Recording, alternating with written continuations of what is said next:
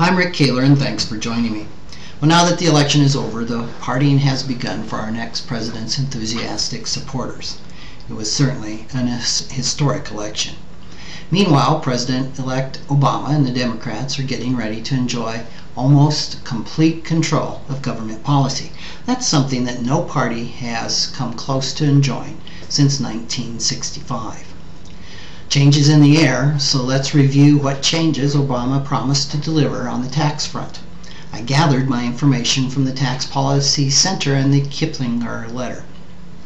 First, we heard this quite a bit, that those with adjusted gross incomes of $250,000 or less for married couples and $200,000 for individuals will get a tax cut on federal income taxes and will have no increase in the current capital gains tax. So far, there's not much indication of exactly how much of a tax cut people in this income bracket will receive.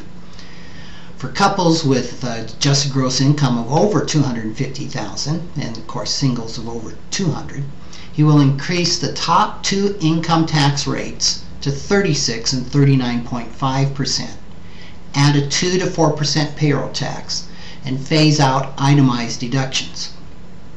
Now that is going to effectively increase the top bracket from 35% today to 45%.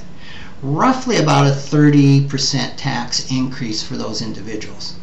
For couples with AGI over $250,000, and again individuals of over $200,000, he's also going to increase the maximum capital gains rate from 15 to 20%.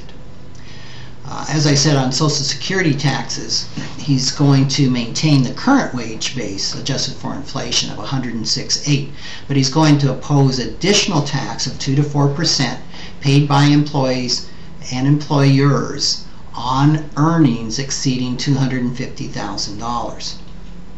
There's going to be a new windfall profits tax on oil companies, and he's going to use the revenue generated by this tax to spread the wealth around and give a $1,000 rebate to every taxpayer.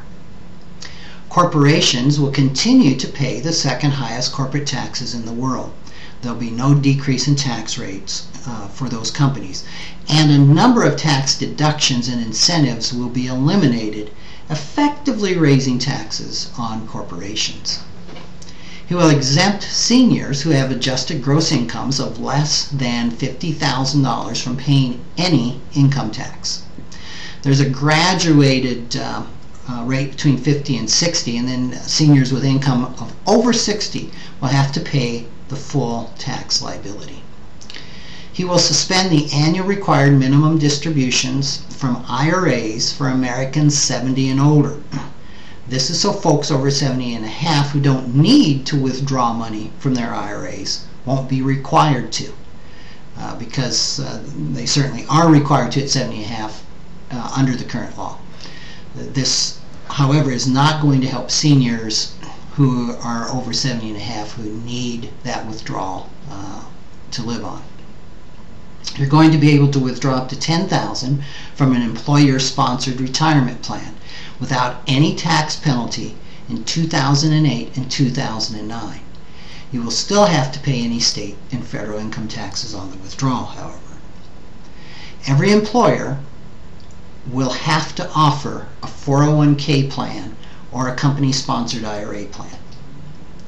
We will see a tax credit of up to $500 per person or $1,000 per family to offset payroll taxes on the first $8,100 of wages. That credit could be made retroactive to January 1st, 2008. There will be a 10% mortgage interest credit for homeowners who don't itemize deductions. He will replace the current college tuition subsidies with a refundable tax credit.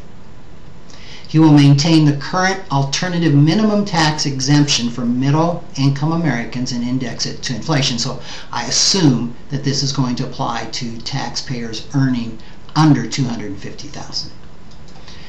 And finally, he will make permanent the estate tax exclusion of $3.5 million and the tax rate of 45%, which is the same levels that we will see in 2009. Well, obviously, for now, These are just proposals, not policies. We won't know until early next year how many of them will actually happen. It's safe to assume that there are going to be changes in the tax code. Pay attention to those changes before you make tax-related plans for 2009 or even file your 2008 returns. Thanks for joining me.